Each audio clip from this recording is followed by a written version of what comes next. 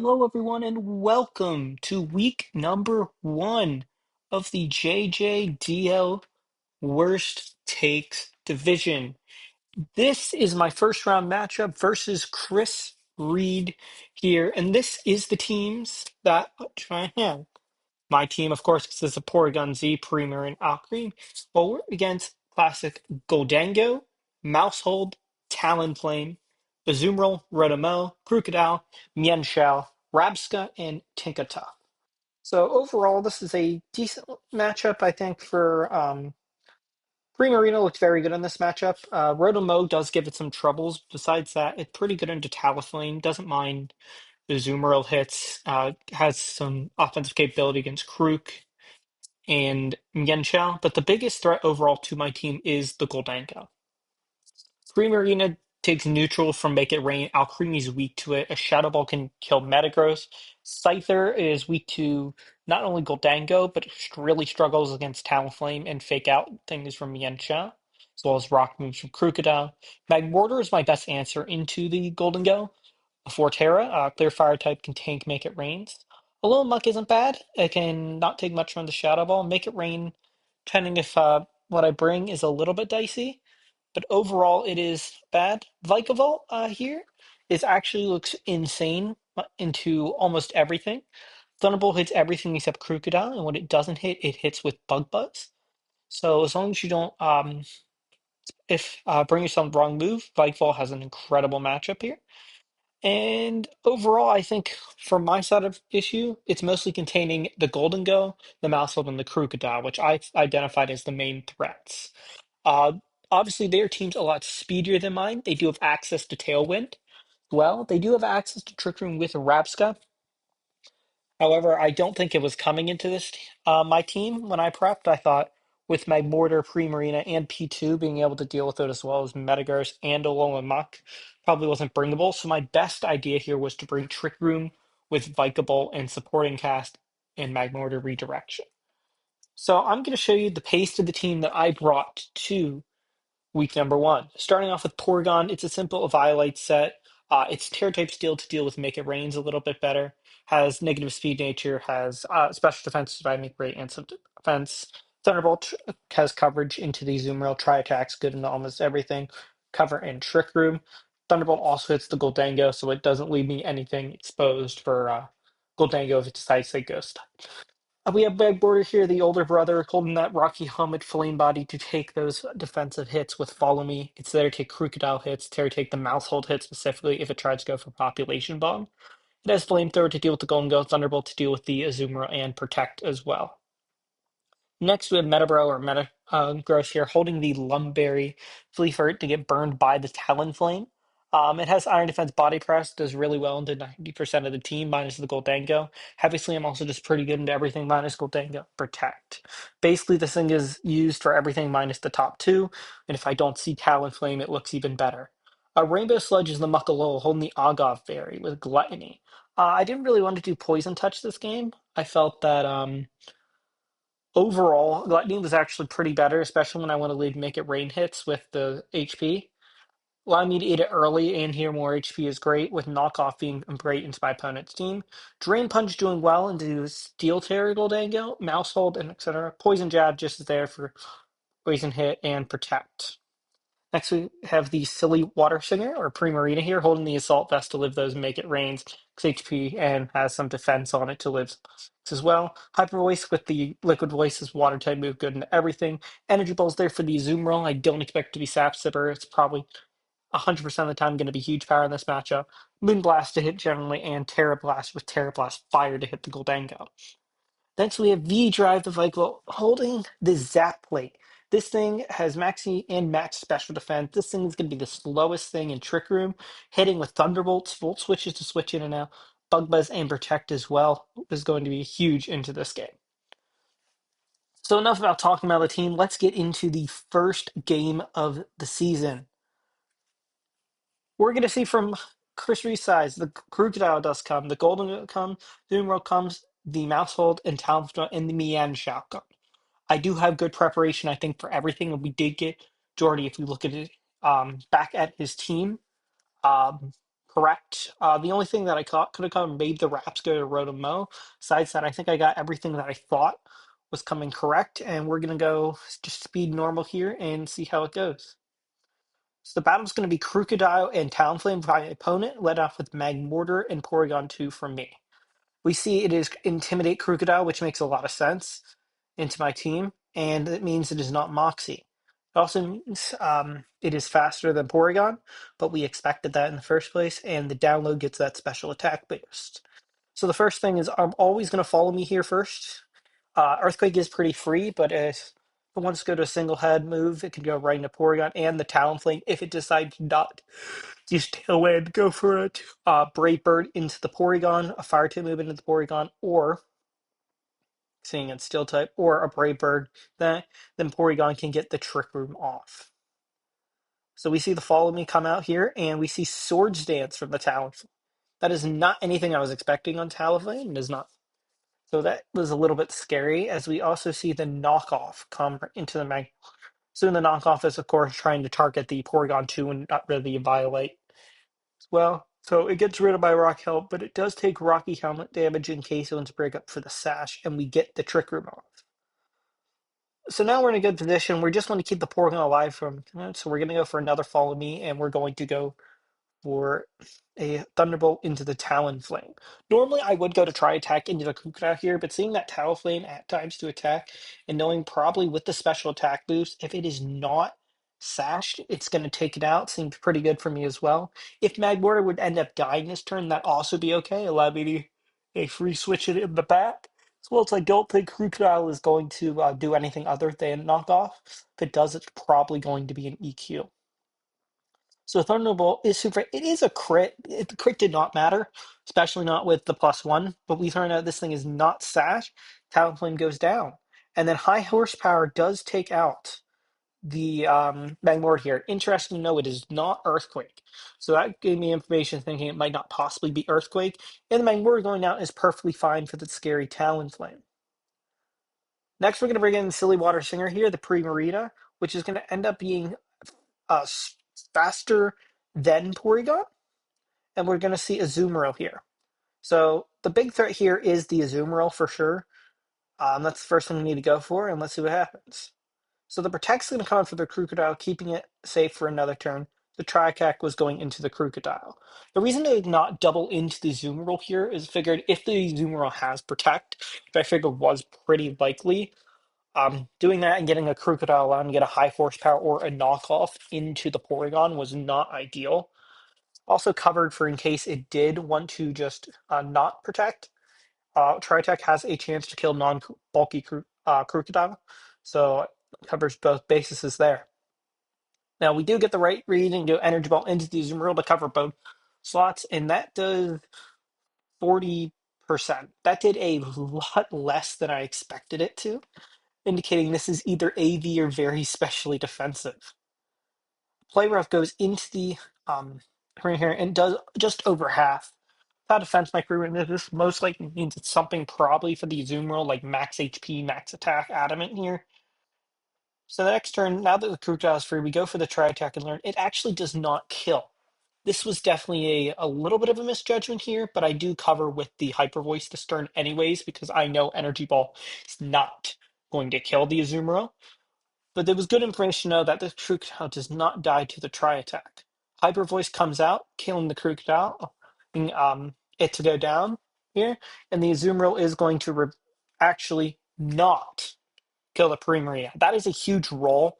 So 53 was the max roll for that Azumarill, and then they got into min roll. So that was very lucky on my end, 45%. I was okay with it going down in the end because I think I had adequate cover in the back, but that premium being able to survive for another turn is massive. We see now the Mienshao comes out, indicating to me Fake Out is 100% coming. This is my last turn of Trick Room. Knowing this, I'm going to just not protect, understanding that I want to get damage off no matter what in my last turn. Trick Room, Energy Ball, we see up here, they talked about, did not kill the Azumarill. So we went for Moonblast into the Mienshao here. Fortunately died, and we went for Thunderbolt into the Azumarill. We needed Thunderbolt since we knew Energy Ball didn't kill, and I wanted the Azumarill gone. So that was the biggest threat I think left in my Porygon. While Mienshao is a fighting type, I do have adequate cover in the back. And going down to a 1v2 is going to be extremely hard for my opponent. The end Thunderbolt getting the fake out read correct. And we go back tomorrow. Vikable ends up being the last Pokemon back, meaning I do have adequate cover unless this thing is just specifically Ice Spinner.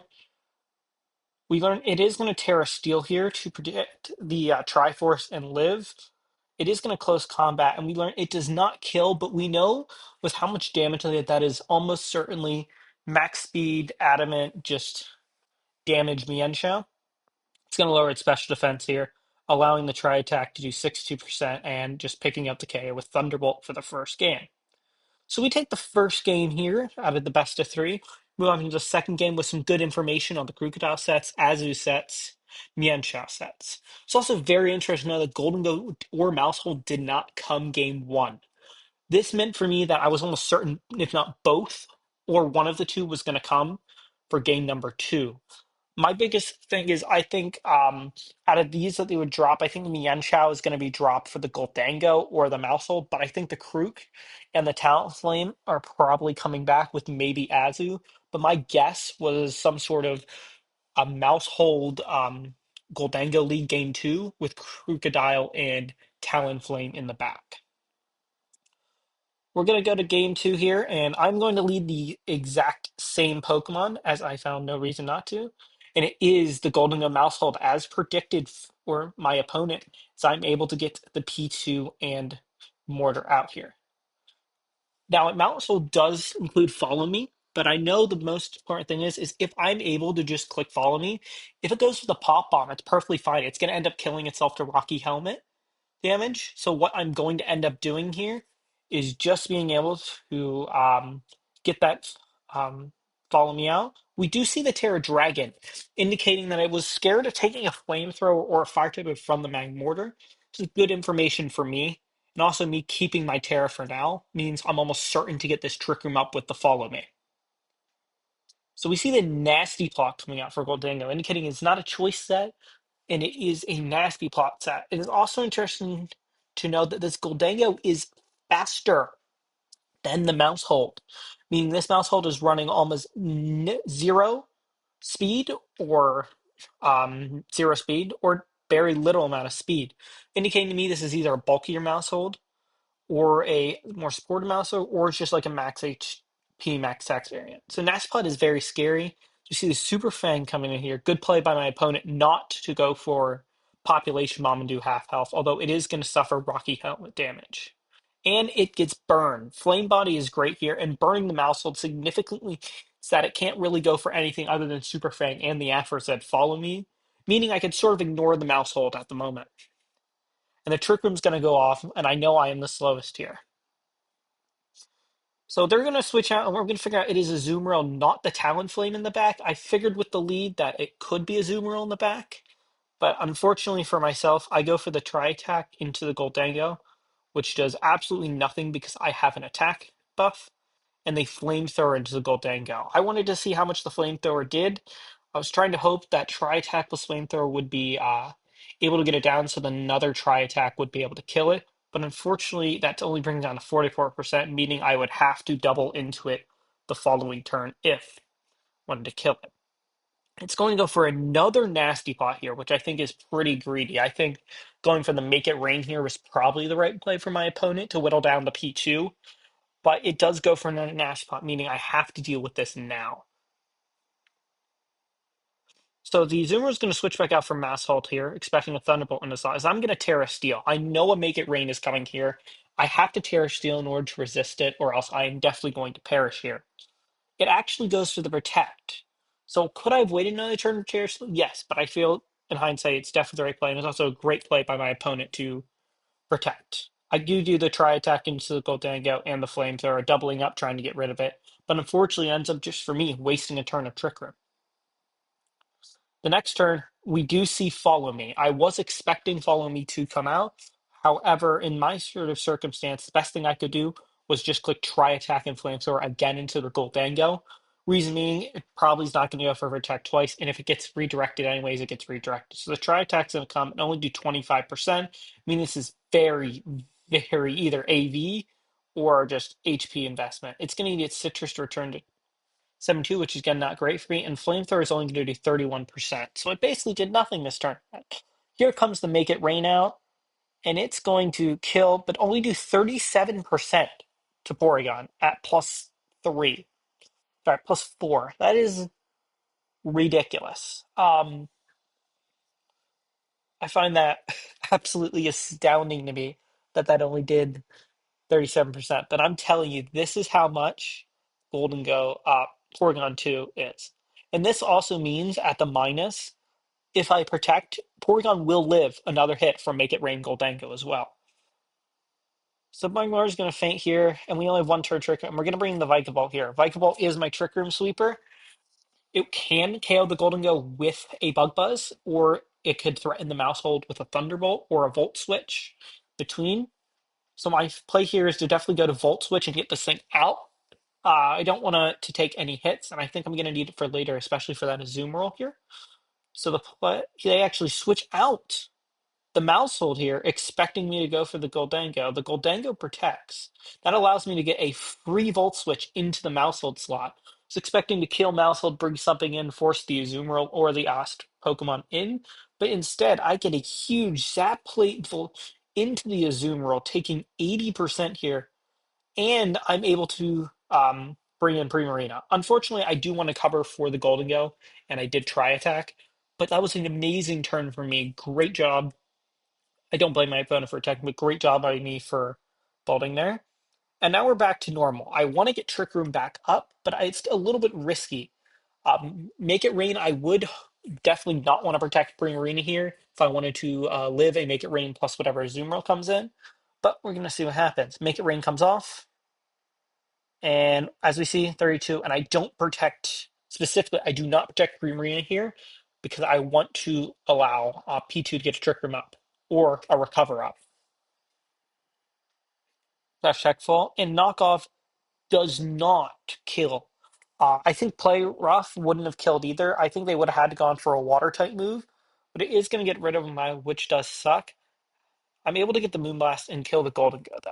It's the biggest thing. If I was my opponent, I probably would have killed the. I would have gone play rough into the Primarina slot.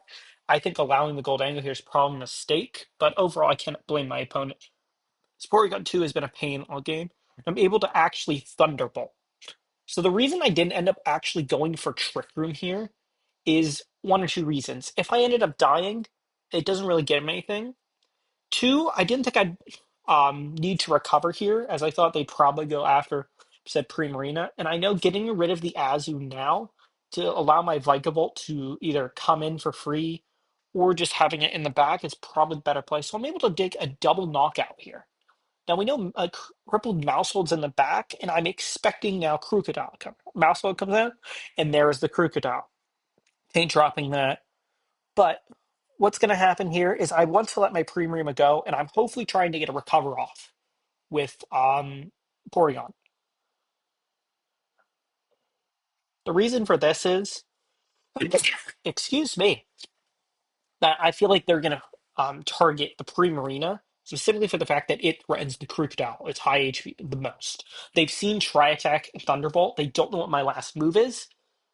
So they need to get rid of the Primarina and hope if I can't get Trick Room or anything up, they can just get rid of the Vikeball to win the game.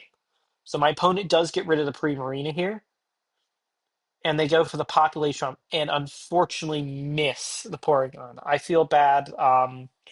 Confirms it wasn't wise land. It definitely did matter for my opponent that it missed. However, it's a risk you do not running wide lens.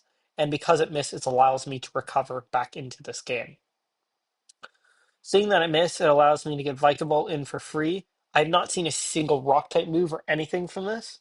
So that means I'm just going to be able to protect and click Trick Room here.